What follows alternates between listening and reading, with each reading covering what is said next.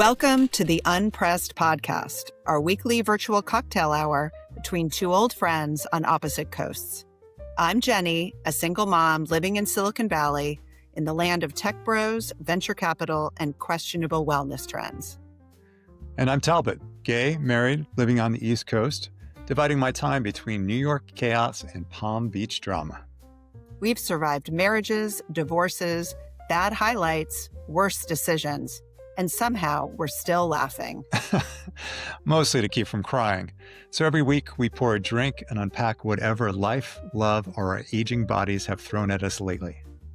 No filters, no pretending to have it all together. Just two friends, a little too honest and completely unpressed.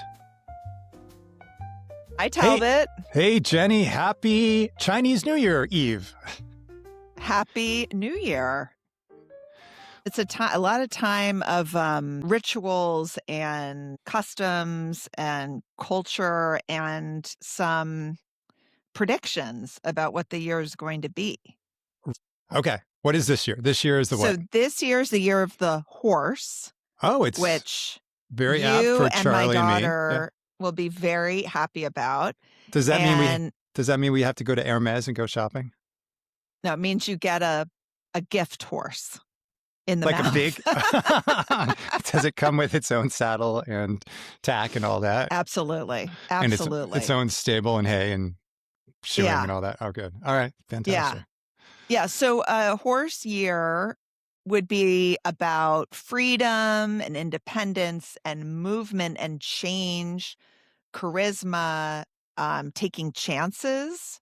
It's like a fire energy. Oh, I like that. Yeah. So it can be a year of making fast decisions, maybe too fast. So you might want to slow down before you do anything impulsive. You might be traveling a lot of movement. It can be about a collective desire to change things, to get out of stagnation. Let's hope it's it's an election year. Let's hope we make some changes in the Senate. Oh, please. And the House. It can be about people outgrowing things like quitting things finally that they've outgrown, moving on. It can be big swings in the market. Part of it is a lot of movement, exercise, things like that, but also can be impulsivity. So sort of slowing down and watch your finances. Got it. Well, I think we're going to have Chinese food tonight because I'm already getting hungry for some dumplings. Yeah, that's a good idea. That's a really good idea. And we should be wearing red for good luck. That's right. Red is good luck. The red symbolizes prosperity and good luck, and that's red money envelopes and all of that it's a very important. I remember we celebrated a big birthday for Bill, and you had these amazing Zodiac plates made. Yes. Yeah. It was for his 60th birthday. We went and we had a bunch of folks in to New York City, and we had dinner at Mr. Chow's. And I was able to find this. What's his animal? I'd have to look it up. I'm looking it up for us. No. It's a pig. He's a pig. An earth pig.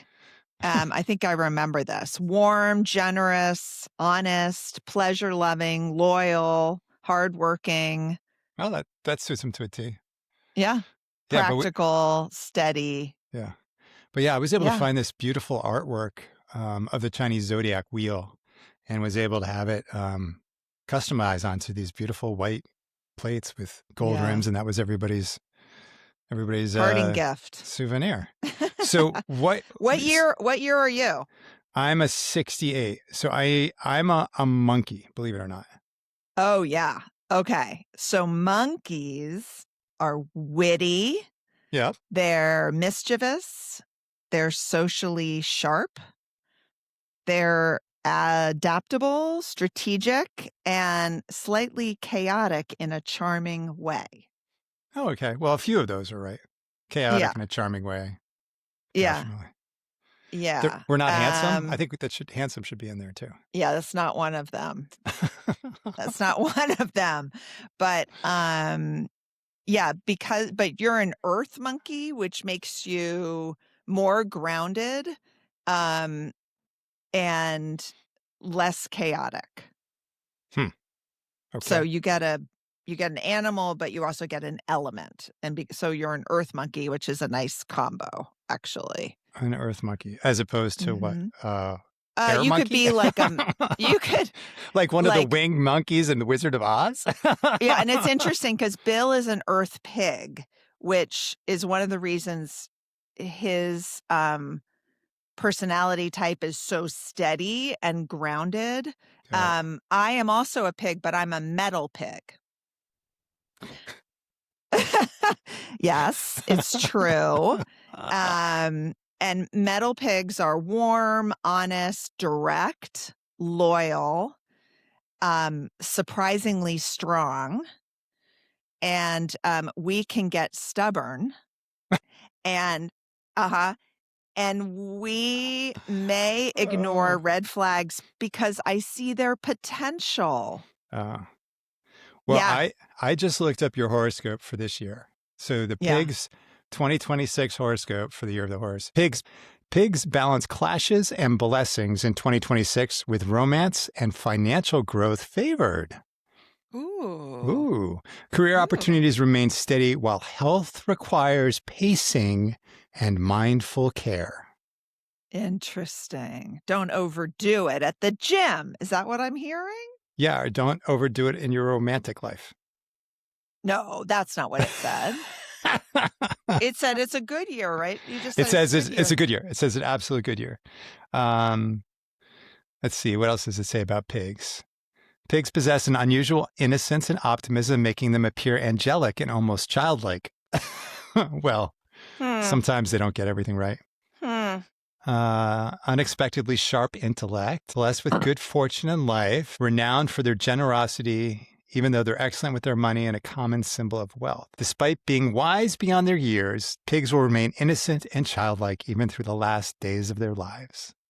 However, pigs may be indulgent with themselves and protect their ego by way of inaction, with their compassion leading to emotional turbulence. And they can often become slovenly and lazy, with a propensity to overeat as a comfort to their world-weary souls. I don't know about that. I don't know about that. Slovenly, that's a terrible word. Well, it's a good thing we are not romantically engaged. You want to hear what they say about the combination between a pig? For lots of reasons, tell it for lots of reasons. So you want to know what the dangers of the pig and monkey combination? Yeah. There'll be some initial attraction between certain pig and monkey lovers. Although once committed, this pair will unfortunately be wrecked with constant conflicts and very poor communication and detach as quickly as they come together. Wow. Pig, who prefers a simpler lifestyle of comfort and ease, will find monkey's pretentiously expensive taste exhausting, while monkey will find pig uncouth and aimless. Oh my gosh. So when I looked it up, it said the pig and the monkey is a funny combo. Okay. The monkey stirs the pot and the pig calls bullshit. That's probably pretty true. That's probably true. Yeah. That's probably true. Yeah. You were saying that there's some kind of like traditions and cultural things that happen along with and adjacent to the New Year. What are some of those? Okay, so there's a tradition that I heard about, which is sweep the old year out. And it's a tradition of cleaning to sweep away bad luck. So what are things that we're going to sweep out from last year emotionally, get rid of? Identities we don't care about anymore, things that bad habits. Yeah, I think for me, I'm going to continue to work on sweeping out procrastination, because I'm finding with my book, it's the slog work of doing like querying and all of that. It's really easy to say, oh, I'll just do it tomorrow, and then it never gets done. What do you mean querying? You mean checking your facts? No. Querying is a process where you send out, it's a very specific process. You have a query letter. It goes out to agents and people that Oh, you're to hoping agents. to Okay. represent you. It's a slog. And they say it takes somewhere around 80 to 100 queries to get one yes. So Jeez. it's also a very disconcerting process because it can take a long time to have something happen. Yeah. But anyway, that doesn't preclude procrastination. You just have to get it done because nobody's going to represent you if you never reach out. How about you? What thing do you want to sweep So you're away? getting rid of procrastination. I'm getting rid of procrastination. You know that procrastination is actually a form of anxiety? Oh, I can believe that. Absolutely. Because Yeah, you don't want to put because yourself out there. right, you don't wanna face it, Right. whatever the task is. It's hard, it's daunting. Like, if you procrastinate a term paper, it's 'cause you're like, "I don't know if I can really do it." Yep. And so, one of the things that really helps with procrastination is to break it down into tasks that are more manageable and less scary. Right. Um, but once I learned that procrastination is a form of anxiety, it was so helpful because then I shifted from like, I don't wanna do it to like, what am I scared of? That's a And good way of thinking then about it. like, okay, that is scary, but I'm gonna do it anyway. Right. That's a very good insight. Yeah, Absolutely. But because yeah, I find I also procrastinate on tasks that I'm like, I'm not sure I can do it in the end. And then I realized you just have to start doing it, and all of a sudden you're doing it. so. What are you sweeping away as we head into the horse year? One thing that I am sweeping away this year is making assumptions that when somebody does something, it's against me. Like, if someone cuts me off in traffic as opposed to what a jerk, um, I'm thinking, well, I don't know why they're cutting me off. They're not, maybe they are a jerk, but it probably has nothing, it has nothing to do with me. Or even if somebody is really rude, I I have sort of a new sense of I don't think it would be very nice to be in their brain. Like like it's probably very uncomfortable to be that angry and that upset all the time, and I sort of have some compassion for what it's like to be them. And this is a really hard process for me. I think it's probably a hard process for everyone, but I think it's that piece around it's releasing yourself from the shackles of that other person is changing your mood or making you upset, and they must be going through something pretty tough. Right. It's a great. I love that because it really talks about or thinks about leading with empathy. Because if you think Mhm. about, well, why did that person cut me off today, or why are they so rude? And if you do exactly what you said and said, well, maybe they're trying to get to the hospital because a loved one is dying, or maybe they've just lost their job and that's why they're so rude. Just writing Mhm. their story in a different way allows you to not take it personally because 95% of the time it has nothing to do with us personally. Right. Um, and it just opens your world to a sense of possibilities that are more about giving them the space they need and not letting it impact you because it's not supposed to be about you.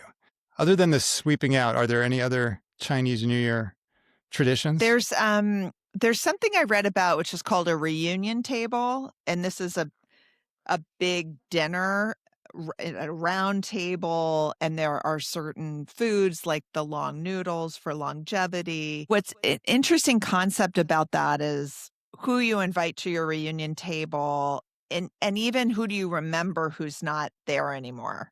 Like, Oh, so I was just thinking about this idea of like who would you invite to your table? Like, what kinds of people are you inviting into your life this year? And what are the kinds of people that you're saying, "No, thank you. I don't want you at my table this year"? Oh, wow, that's a good one. Yeah. It's I tricky because, my word this year is discomfort. So, while You should have everybody at your table. I would like to say no thank you to some people, and I find that I am procrastinating talking to certain people in my life, and then I feel guilty about that. So, I'm I like, it's that discomfort thing, like, I just need to be okay that that phone call might not be super pleasant and do it anyway. It's Hmm. so hard. Right, right, right. I would like to invite people who at one point or another were important to me or we were close Mhm. friends or whatever. And for whatever reason, a host of different reasons, we've drifted apart. Just life happens, right? We move, Mhm. as you said, geographically, kids, whatever. But I would like to invite some of those people to just get one more sense of like, is this a real friendship that's going to continue? Mm. Or is this the last dinner? You know, just as Yeah. sort of a moment to just check and see that, wait a second, are we okay with saying this friendship has run its course? And the answer oftentimes can be yes. But I think there's often times where you recognize that somebody who you haven't talked to in a very long time is still incredibly meaningful to you. Have you heard of the 7-minute phone call? No, what's that? Okay. So you text a friend they haven't seen in a long, long time, and you're both super busy, and you say, "I heard about this thing called the 7-minute phone call," where you set a time and literally it's 7 minutes, and you say, "At the end of 7 minutes, we say goodbye."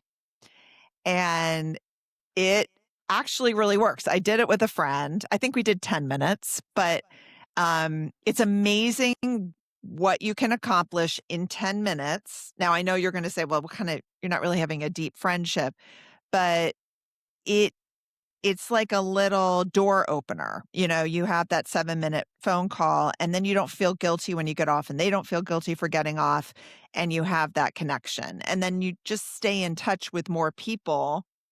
Um, and it can, because I have some friends where if we don't have an hour, then we just don't talk, and then I feel disconnected from them. I love that. I love that. I'm gonna do that this year. So I have a major reunion coming up um, Mhm. at Princeton, so it's my 35th reunion, and I always feel that there is a group of people that I always hang out with, and there's a larger group of people that I wish I could. But it would be really interesting to sort of do that before reunions and just say, "Hey, Mhm. I know we're gonna probably see each other even if it's just across a crowded tent, but let's just let's just connect for 7 minutes so that if we do see each other, we've already done that back and forth and we can just enjoy a few minutes with each other without having to do all the catch up kind of stuff." I love that. I love Yeah, that. You could, and it's the reunion is such a good excuse to say, "Hey, why don't we just, yeah, connect for 7 minutes, before reunion?" And that's great. If you could invite one dead person, a person who's passed, mm, to your table, to your reunion table, who would that might be? it would probably be my grandma Easter. My mom's mom, who was such a sweet lady, um, very bright, college educated. She was a librarian. And her name is Easter because she was born on Easter. And she was just such a sweet, amazing lady.